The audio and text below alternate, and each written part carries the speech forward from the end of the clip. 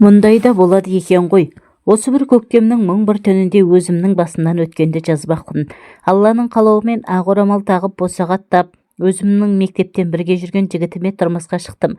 Магистратура оқып жатырған шағым, той өткен соң бір аптадан кейін оқуға кеттім. Жолдасым келіп тұрды. Жазда бітіріп үйге келдім. Бірақ тұрмыс құрғаннан соң оған деген көңілім суып кетті. Бір төсекте жатпақ түгілі оның жүзінде көргім келмейтін. Әйтеуір ретін тауып қашқақтаумен жүрдім. Солай жүріп жұмысқа орналастым. Bir күні бірлігім бітіп, күйеуімнің телефонынан алмақ болып, бөтеннен келген SMS оқыдым. Білмегендей бұл бөтені туралы зерттеп анықтап болып сұрадым. Мойындамады, өзге әйелдермен сөйлесетінін. Өлердегі сөзін айтып ешқайда мені жібермеді. Сөйтіп мен жұмысымда жүре бердім. Ол қыздан қыз ауыстырып, әдетін қоймады. Ал мен сезімім қызғаныштан артта берді. Бірақ бала болмады. Сөйтіп 2 жыл өтті. Талай қыз түгіл үлкен әйелдермен ұстадым. Саусағым жетпейді санауға ұсталған сәттерін. Бірақ ажырасуға білдей бір отбасымды жерге қаратқым келмеді. Bir жағынан күйеуімді қимадым. Отбасыммен де келісе алмай қиыншылықтарға кезіктім. Жоқ дегенді естімей өскен мен оны да көрдім, көндім. Сөйтіп жылдар айлар өте берді. Ал менің күйеуім өзгермеді. Bir күні қалаға мені 3 күнге командировкаға жіберді. Біз районда тұрамыз, яғни Төркінім тұратын қалаға. Ең бірінші күні кешке тексеруден шығып, таксиге отырдым. Үйме, яғни Төркініме бара жатырмын. Таксистке де мән бермей жұмыстың шаруалармен сөйлесіп келем. Үй жаққа жақындарда таксист бұл жақ жаңбырда балшық болады деді. Мен иә деп қоям. Талай осы балшықты кештік дедім. Үйге жақындарда осы жерден түсейін деп ақша төлерде қарындас телефон нөмір тастайсыз ба деп жымиды. Қарасам сүп-сүйкімді жігіт. Өмірде бірінші рет мен бейтаныс жігітке екінші нөмірімді қалай бергенімді білмей қалдым. Төркініме келсем бәрі бір жаққа кеткелі жатыр. 2-3 күнде келеді екен. Үйде тек сіңілім қалды. Содан 1 сағаттан соң әлгі жігіттен WhatsAppқа хат келді. Ол кешке кездесейік деді. Мен қой деп қоямын. Сөздің тоқетері сол түні әлгі жігітпен түнде кездестім. Сіңілім киноға кеткен. Шынымды айтсам күлімдеген көздеріне ғашық болдым. 90-шы жыл екен. Мен 91-ші жылғымын. Екеуміз әңгіме айтып 1 сағаттай отырдық. Маған қатты ұнады. Келесі күн тағы кездесуді ұсынды. Мен ол кезде нағашылармен пиццада отыр едім. Үйге кеттім деп сол жігітпен кездесуге бардым. Бойы ұзын, көздері күлімдеген, қасына жақындасаң бүкіл әлемді ұмытасың. Күйеуімді мүлдем ұмыттым. Не керек, сол түні машинада сезімге беріліп екеуміз болып қойдық. Bir рет қана. Оны қимай қоштастым. Үйге кеп сіңіліме құрдас қыздармен кездестім дедім. Сөйтіп 3 күн командировкам бітіп, таксистпен танысып Төркініме үйде болмаған кезде мен бөтен еркекпен болып қойдым. Келесі күн ол жігіт звондап SMS жазып жатты. Ол кезде мен районда едім. Оған тұрмыста екенімді айтпадым. 2-ші нөмірімді өшірдім. Ал күйеуге деген сезім өшті де қалды. Бар ойым сол таксист болды. Сөйтіп жүріп 1 айдан соң больницаға түстім. Аяғым ауыр екен.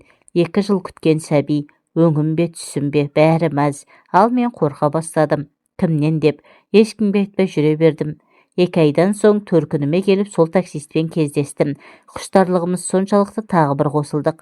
Аяғым ауыр сеннен деп едім, ол сенбеді. Тұрмысқа шыққалы жатырмын деп алдадым. Содан не керек, 9 ай 9 күн өткенше кімнен деген күдікпен жүрдім. Күйеуім асты үстіме түсіп босанғанша күтті. Босанған соң да қасымда болды. Менімен бірге қиналып бірге толғатты десем артық айтқаным емес. Ұлды болдым. Кімнен дейсіздер ғой? Өзімнің күйеуімнен. Тіпті аузынан түсіп қалғандай. Қатты қуандым. Күйеуім балам екеумізге жақсы қарады. Ал ол жігітпен одан соң кездеспедім. Кездесейік деп жазып тұрады. Әлі бойдақ екен, кездескім келеді. Бірақ енді ұлым бар, өмірде бәрі болады екен. Мен солай опасыздық жасадым. Ал күйеуім жеңіл жүрсін қояр емес. Неге олай жасайтынын білмедім. Ажырасамын деп үйге кетіп қалсам артымнан жылап еңіреп келеді. Сеннен бөтен керек емес дейді де әйелге барғанын қоймайды. Мен ерегісіп емес таксист жігітке ғашық болғаннан бірге болып қойдым. Ол жүрегімдегі адам, ұмыта алмаймын. Ол негізі таксист емес, беделді жұмысы бар. Тек жұмыстан шығып, қол көтерген қызды алып апарып тастамақ болған екен. Кездеспегелі 2 жыл болды. Сағынамын. Бірақ ұлым үшін енді ондай іске бара алмаймын. Ал күйеуім ана жүрісін қоя алар ма екен? Дархан екеуміз Тараздағы орта мектепті бірге бітірдік. Балабақшадан бері бірге келе жатқан досым екеуміздің жұбымыз бір еле жазылған емес. Мектеп бітірген соң педагогикалық институтқа түстік. Ауылдан келген біздер 4 жыл жатақханада тұрып оқыдық. Кейін оқу бітіріп, мамандығымыз бойынша жұмыс табылмай қаладағы цехқа жұмысқа тұрып кеттік. Дос болған соң арамызда қалған сыр жоқ. Үнемі мәселелерімізді бірге шешеміз, бірге пәтер жалдап тұрғанымыз бар. Цехқа тұрғаннан кейін көп ұзамай мен студент кезден жүрген, бізден бір курс төмен оққан Сәуле есімді қызбен отау тіктім. Мен отбасылы болғаннан кейін Дархан өзінің немере ағасының үйінде тұратын болып шешті. 2 жылдан бері соның үйінде тұрып келеді. Кейінгі кезде Дарханның тұнжырап тұратын көзі сондай ойнақы, себебін сұрап әзілдесем жымың-жымың етеді. Оның ағасы болып келетін Сенбек күзетте тәулікпен жұмыс істейді. Бір күн істеп, бір күн демалады. Ақкөңіл ағасы інісін туғанындай жақсы көреді десем, артық айтқаным емес. Жеңгесі де мейірімі төгілген, әзілге жақын келіншек. Келіншек дегені болмаса бітімі қыздай, кеудесінде томпиған төсі еріксіз назар аудартады. Қыпша белі оның сымбатты екенін байқата түседі. Қарағанда ойнақы көздерімен арбап тұрады. Үйленгендеріне 3 жыл болса да, әлі күнге перзент сүймеген. Бір күні жұмыста, бір күні үйде болатын ағасы Сенбектің Дарханмен шаруасы жоқ. Ал жеңгесінің мойнына менің досымның тамақтануы мен кір киімдерін жуып беру міндеті жүктелген. Досым болған соң мен де дігірлеп қоймаймын. Ол болса, ләм-мим деп ештеңе айта қоймайды. Бірде дәкең ағынан жарылып сыр бөлісті. Айтуынша, ол біраз уақыттан бері жеңешесі Елмирамен ағасы жоқта ойнас құрады екен. Қалада өскен жеңгесі бұған өзі емеурін білдіріпті. Кейде түн ортасына дейін үйге келмей қоятын қайнінісіне Элия жеңгесі үнемі қағытып тиісе беріпті. Бірде ағасы жоқта киімдерін жуып жатып, қалтаңдағы нәрселерге қарап тұрсам, қызғырқының тақымын кептірмейсің-ау дегенде, менің досым ұяттан беті қызара дуылдап, жерге қарап қипақтай беріпті. Тағы бірде жеңешесі жетпегір қай қызды шыңғыртып келдің деп бір тиісіп өтеді. Әрине, ағасы жоқ кезде ғана осылай ойнайды. Ағасы барда әдептен аспайды. Ағасы жоқта реті келген сайын әлгіндей сөздермен түйреп қытығына түйе түсуін қоймайды. Қызғырқынды құр жібермейтін сері көңіл досым жеңешесінің мұндай қылығынан үркектеп ыңғайсызданады. Сөйтіп жүргенде бірде Дархан ағасы жоқта үйге қызара бөртіп келеді. Түнгі 12-де аса есікті ашқан жеңешесі әдеттегіше қағыта қарсы алады. Бұл да құр қарап тұрмаса керек. Жеңгенің бір бұты байынікі, бір бұты қайындікі дегенде, бүгінгінің жігіттер түсінбей өтетін болды ғой дегенде тәкең шыдамай кетіпті. Сымбатымен жігіттерді өзіне тартып тұратын көрікті жеңешесіне әдептен аттап бірінші рет қол жүгіртеді. Талайдан бері мұндай батылдықты күтіп жүрген Элия да Дарханның құшағына құлай кетеді. Сөзбен түйреп жүргенде мына жеңгемнің желігі басылмай жүреу деп ойлаймын да қоя салатымын. Бұл жолы шыдай алмадым. Аяқ киімді шешкен бетте жібек қалатынан бары бітімді көрініп тұрған жеңешемнің белінен құшақтай алдым. Оттай жанып тұр екен. Жаймен өзіме тартсам жымың қағып құшағыма кіріп барады. Шыдап тұрамын да. Құмарлығым артып, еріне сүлікше жабыстым деп, дәкең шынын айтқанда менің де оның жеңгесіне ойым кетіп қалғандай болды. Сүйісіп тұрып ебедейсіз қолдарым оның белінен төмен түсіп дөңгеленіп тұратын жұп-жұмсақ жамбасын умаждап кетті. Ол болса маған тығыла түсіп осы сәтті әрі қарай жалғасуын қалай түскенін білдіреді. Еппен аймалап жібек қалатын үстінен сусыта түсіріп, төс тартқышын ағытқан күйі төсекке қарай әкеттім. Ыбыстық ерні мені өртеп жіберді. Шынымды айтайын, мұндай аймаласу бұрынғы қыздарыммен ешқашан болған емес. Мойнынан аймалап алмадай тырсиған қосанарына ауыз салып үрписіне ернім тигенде жеңешем ләззаттан балқып жатты. Сірә мұндай аймалау ағамның тарапынан болмаған сияқты.